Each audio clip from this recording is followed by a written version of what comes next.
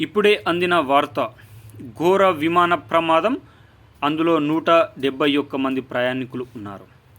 ఈరోజు ఈ వీడియోలో దీనికి సంబంధించిన పూర్తి సమగ్రమైన సమాచారం గురించి తెలుసుకుందాం. ఎవరైనా మొట్టమొదటిసారిగా మన ఛానల్ని చూస్తున్నట్లయితే చూసిన వెంటనే లైక్ చేయండి, షేర్ చేయండి, కామెంట్ చేయండి. అదేవిధంగా సబ్స్క్రైబ్ చేసుకొని బెల్ ఐకాన్ ఆన్లో పెట్టండి. ఇక ఆలస్యం చేయకుండా ఈరోజు ఉన్నటువంటి ముఖ్యమైన సమాచారంలోకి అయితే వెళ్ళిపోవడానికి ప్రయత్నం అయితే చేద్దాం. అహ్మదాబాద్ ఘటనలో దాదాపు 175 మంది మృత్యువాత చెందిన సంగతి తెలిసిందే.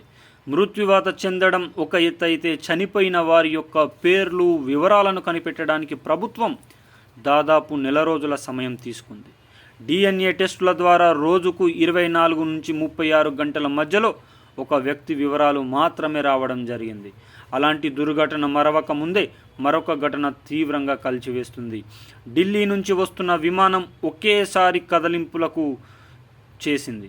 తద్వారా బ్యాగులు కింద పడిపోవడం, తీసుకొని వచ్చిన ఆహారం చెల్లాచెదురుగా కావడం, కింద పడిపోవడం జరిగింది.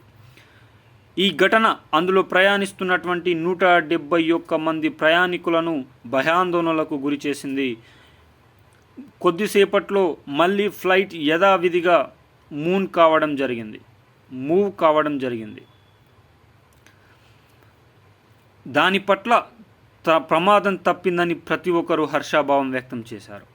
అయితే ఇటీవల కాలంలో ఎయిర్ ఇండియా ఇప్పటికే ప్రకటించింది, విమాన సర్వీసులను కొన్ని రోజుల వరకు కుదింపు చేస్తున్నాం, తద్వారా ఎలాంటి ఇబ్బంది లేకుండా మళ్ళీ యథావిధిగా కొనసాగిస్తామని ప్రకటించిన సంగతి తెలిసిందే.